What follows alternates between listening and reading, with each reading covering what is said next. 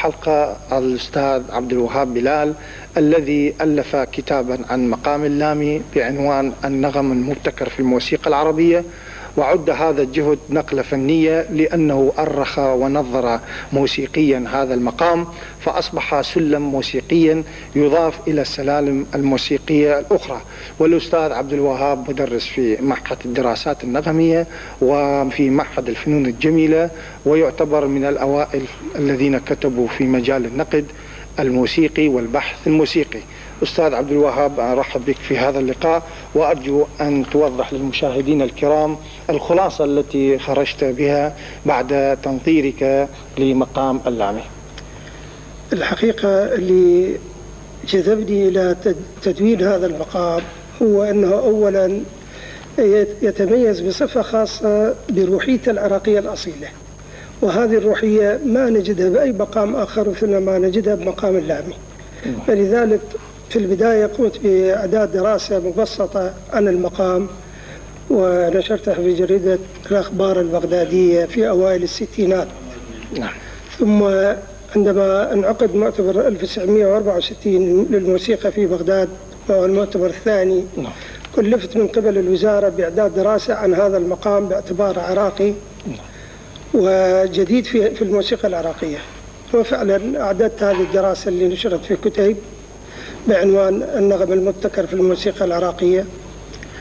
وهذا النغم في البداية غناه الأستاذ الكبير محمد القبنشي في أبوذية من مقام اللامي، ثم بعد ذلك غناه لأول مرة كمقام لم يغني قبله أي مطرب هذا المقام، هذا النغم كمقام. نعم أستاذ. مقام اللامي يتكون من جنسين من نغم الكرد. وهذه الجنسين طبعا هو الجنس مال الأول والثاني كرد يختلف عن مقام الكرد الأساسي، لأنه الأجناس قد تتشابه لكن النغم يختلف. فمقام اللامي به روحية خاصة يتميز بها الغناء العراقي عن باقي البلاد العربية، مع أنه انتشر بالبلاد العربية. أخذ الأستاذ محمد عبد الوهاب أغنية اللي زرعت البرتقال، بعدين لحن عليها أغنية اسمها أوليان العين، ومن أديه كنا هنا، وأخذ الموجي والبليغ وغيره كلهم، بس هو أساسه عراقي وروحية عراقية واضحة. طيب بالنسبة للسلم الموسيقي، السلم الموسيقي قلنا هو يتكون من جنسين. جنسية بالتا كرد، يبدأ من الدوغا كرد، جهرقا، نوى، حصار، عجب، كردان، محير. هذه بالتسميات، التسميات العربية بالنوطات إذا بالنوطات ري، مي بيمول، فا، صول، لا بيمول، سي بيمول، دو، ري. وممكن أيضا يصور على درجة أخرى، يصور على كل الدرجات أي مقام، مو بس اللامي، أي مقام يصور على أي درجة. نعم. على أي درجة من درجات سلم الموسيقى العربية، يعني على 24 ربع يصور. نعم. المشاهد الكريم يعرف أن أول الكلمات التي غنت بمقام اللامي هي علامة دهر شتتنا وطرنا. ثم بعد ذلك القبنشي الحقيقة سجل بوذية أخرى بعنوان نحى الجسمي، وبعد مباشرة بعد تسجيل علامة دهر شتتنا وطرنا. وراح أسمعكم الآن هذه البوذية الثانية، وكيف أن الموسيقي أو الموسيقيين قد تفاعلوا مع المقام بعد أن عرفوه. يعني في البداية ما كانوا على توافق في الأداء، لأنه دائما يريدون يختمون بيات، لكن الآن نستمع هذه الاسطوانة التي سجلت في نهاية العشرينات. بعد ذلك ننتقل إلى أمور أخرى مع الأستاذ عبد الوهاب.